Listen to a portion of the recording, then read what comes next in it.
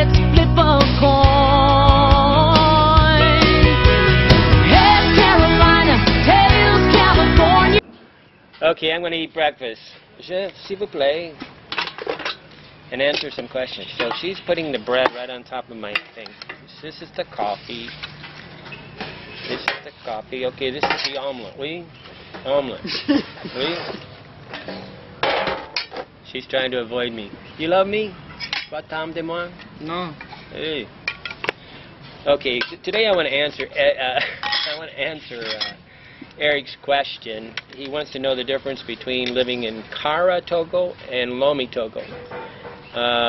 Oui, beaucoup de café.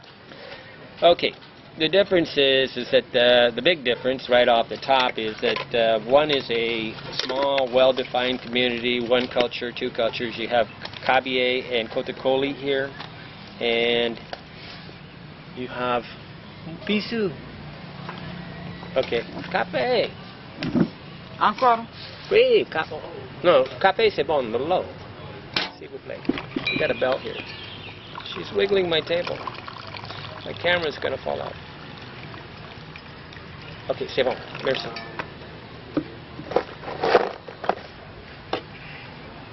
Okay. Petit. Okay. You're wiggling my table, my camera's gonna fall. Okay, Eric wants to know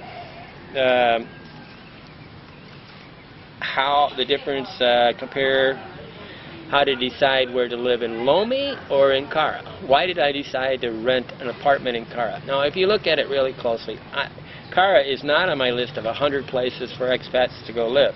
It's not, because there's not enough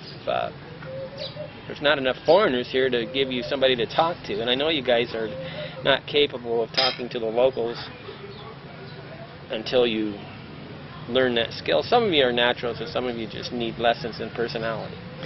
Okay, so Kara is definitely not a good place for you to live unless you're willing to talk with locals, and it's a good place if you're a hermit and you don't want to talk to people. People go to China because they're hermits and they don't want to talk to anybody.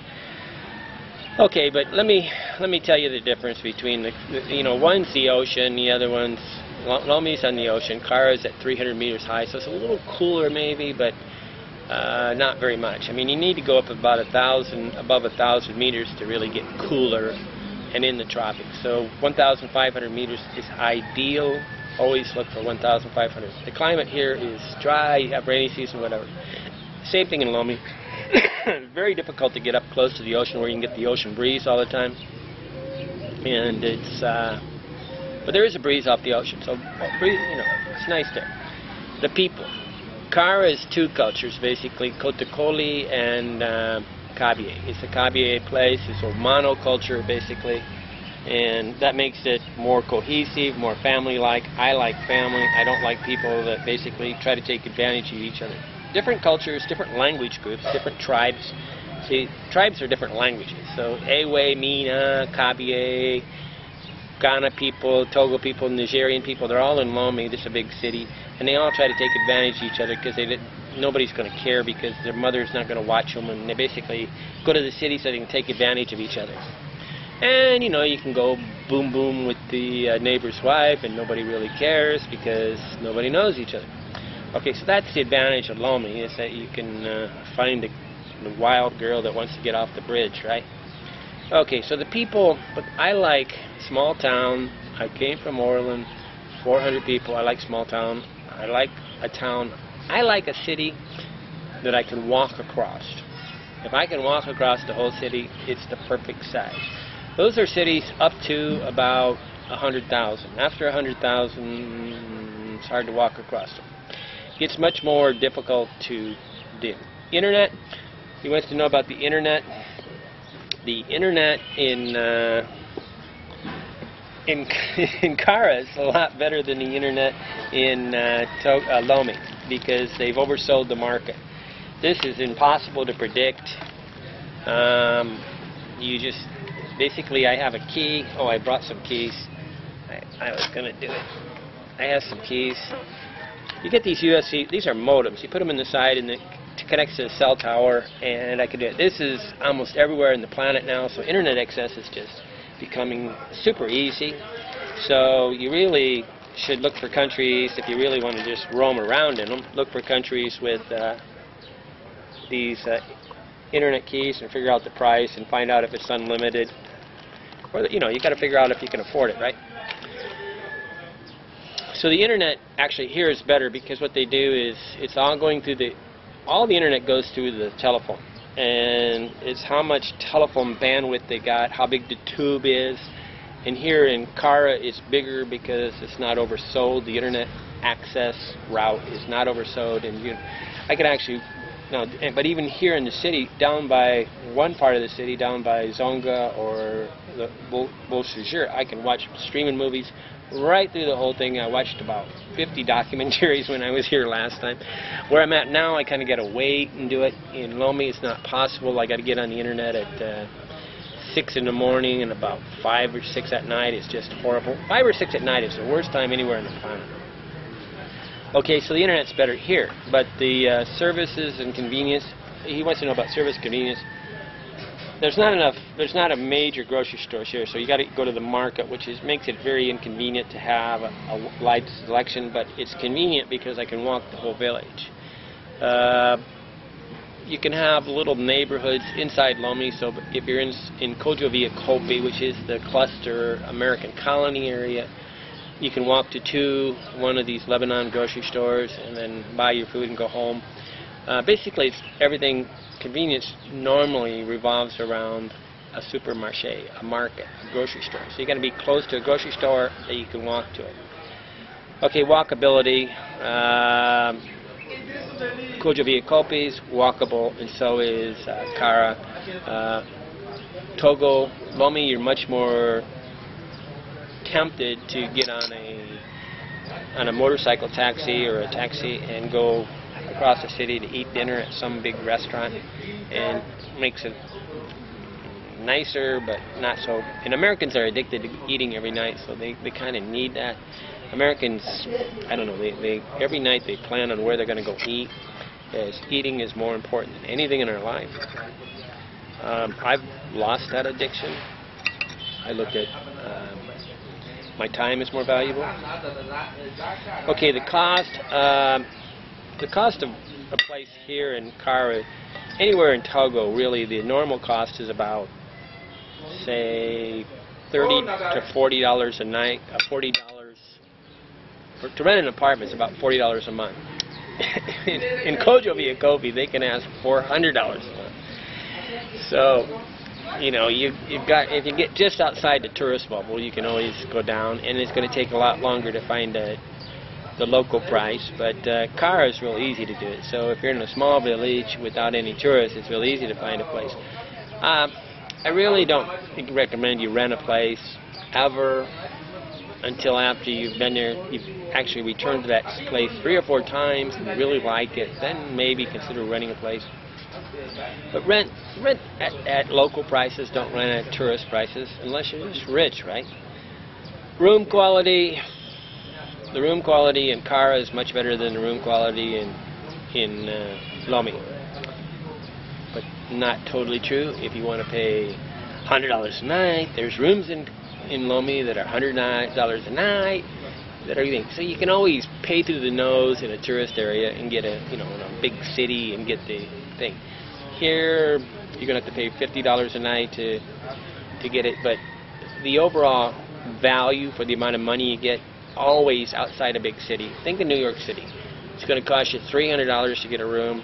You go to a little alongside the road, you're going to pay $24 and get marginally difference in price, but it's not proximity to the big city. So big cities are expensive, and the room quality. I mean, I always live in a good room because I walk around the hotel. I get in the hotel and I walk around until I find the best room in the place. What to do? Africa is really, to me, about walking around and talking with people and looking at their lives and doing it. Tourist attractions are tough. Obviously, the food's a lot better in Lome, so it's easier to be occupied. There's a lot more, I don't know. There's, pretty girls go to the city because they want to jump. So there's probably more pretty girls. This is like the breeding ground for the pretty girls. They all then, once they get to be 25, they all move to the city so they can make their marriage and whatever.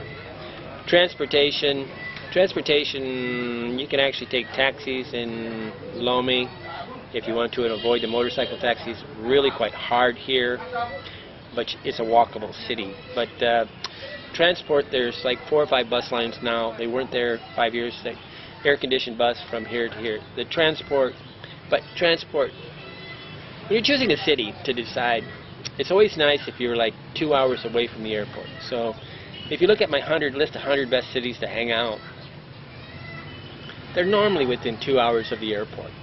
Okay,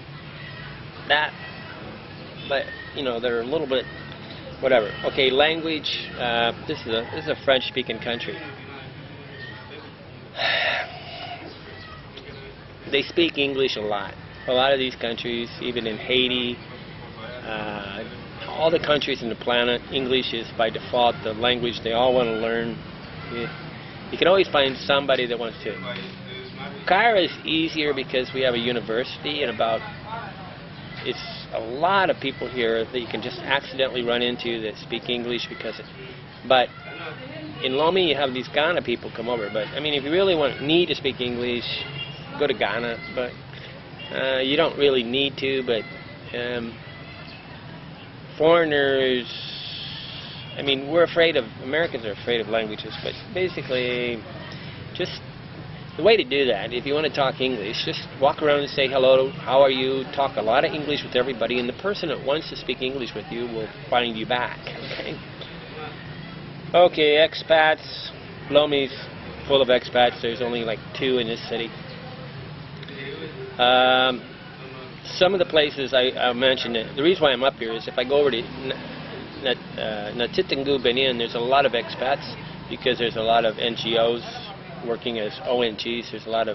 There's really no tourists, but there's a few more tourists over there, and there's a lot of NGOs over there, so you have more people to talk to. You have these NGO colonies. Okay, they love the city, so basically they set up an NGO where it's fun for them, so they can party. Bogotá, Ghana, real close to me, is one of these places, and so is Natitingu. They're on both sides of me, but I'm not in that place at Cara. It's not a NGO headquarters where it's such a nice place to live that they do it. Lome's full of NGOs, and Palami, just absolutely, we call it Rastaman. There's so many NGOs there because it's a small city, it's close to Lome, and it's just full of NGOs. So I don't really like to talk to NGOs because they basically do nothing and live off the donations of people. Safety, most all of West Africa doesn't rob. Most of Africans, long-term cultures don't rob. Where you don't have police very good, they don't rob because it's very safe here. It's ridiculously safe. It's like Thailand, they don't steal. Thailand is more dangerous than here, so you really don't have to worry. They're much more aggressive, which is confusing because aggression is not violence and it's not stealing. They don't steal here. It's very, I mean, I couldn't do what I'm doing right here in a Latino country, Central and South America. The guy will run by and grab the camera. I mean, yeah, you can if you do in the right hotel in the specific spot, but generally just walking into a cheap restaurant and doing this, I can't do it. Latino Catholic cultures steal. Buddhist, Hindu, and African cultures very seldom steal. But you know, you have 53 countries, and 3 or 4 of them make them look bad. South Africa is extremely dangerous, and all the wanker people that want to speak English go there, then they wonder why they think badly of Africa. And the NGOs do no favors for anybody because they try to portray Africa as dangerous and poor and whatever. Okay, the last one is girls. Togo, Ghana, Benin, probably Nigeria if you could get there. Not the Mali, or Cote d'Ivoire, are all girl-friendly. we can actually intermarry with the culture and become part of the culture. Which means they have this illusion that because I speak English and I'm American, that somehow life is better. And Africa doesn't have a age barrier, so anybody over 18 is liable to want to be your girlfriend or boyfriend, and so it's really easy to find love or friendship, and that part is trying to find somebody that's educated. But Lome has there's a lot of Togo girls there. Togo girl is a girl that's actively searching for the shy white guy that's willing to spend a lot of money. And she's just basically, she's a semi-pro, and she's going to stop her motorcycle in front of you, basically exchange numbers. And I don't want this type of girl near me, and so I don't like Lome that much. They really are painful because they're just endearing themselves so that they can try to get a big gift. They call it a cadeau. And they're going to want between $5,000, $10 and $30, $60, according to how stupid you are. And what they're going to do is instantly try to figure a way to come to your room and have sex with you and do it. And so this is a horrible part. But most men really like that better because it's a no commitment type thing, and they don't feel obligated to be their friend. And that, I don't know, I mean, men like prostitutes. It's controllable. Everybody searches for control, and when women will give their prostitution is absolutely normal on the planet, except for America, right? And it's not like any of these things they show on, it's not slavery, okay? The slavery thing is Japan and Korea and people enslaving Philippine girls by holding their visa. They give them a visa to a rich country, Hong Kong, and then basically say you work as my maid, and then you also have to have sex with the owner. Hostage. There's none of that happening in West Africa, but there's prostitution everywhere, and a lot of in the big cities. Well, that's not true. There's not very much prostitution here, but the guys can find it, and a lot of the expats want that. They want a girl that they basically can pay big and control them with the paying big. I don't want this, so I come to a place where it's really hard to do because they're not going to do that when everybody, this is one culture, right? Kabyé or Kotikoli, and everybody's watching, and they get a bad reputation. In Lome, they can escape the reputation, and they can do anything they want to do. The theory of going to the big city is people go to the big city to be anonymous and become a wild child. I don't know. I mean, whatever. All in all, take Cairo off your list of places to come live until you've really done it. It is not on my list of 100 places to hang out. If you get on Hobo Traveler, you'll find that there's a link, and there's like a link on the right-hand side where you pull down, and then 100 places to live and hang out, basically. You look at that list, and that's your short list. 100 different places. Choose the place. Start there. Okay. Cairo, Togo versus Lome. Really, it's a walk in the park. It's Lome for the people. Hang there first, and then come to Cairo. But then you choose something on the list, and then jump on. But those are the pros and cons of different places. Internet access is always, you got to test it before you commit very much. But the key is making it able so you can go anywhere on the planet. Thanks, Eric. Eric's an off-the-grid person. I've known this guy for over 10 years, and it's not his real name. And we're good friends. I even gave him access to my Amazon account so he could do stuff, but he won't tell me who he is. He's off the grid. In addition to Eric's, this used to be Le Chateau. You could sit here on this restaurant, on this porch, and look at people walking away from the market. But they took a gut blow to the thing. They basically gutted the whole center of the city, and they moved the market outside. So they just did this last week. And you can see that they got a construction site, so there is no center of this village. It's basically, Scar is finished. So really, any way you do it is just a boring city. I'm going to go up to Dapong and hope that that's maybe a city in the future for me. Not necessarily, but if you really want to get one of these cities, go to the list of 100 and try to start out there that I have on hobotraveler.com. Tonight, let's flip a coin.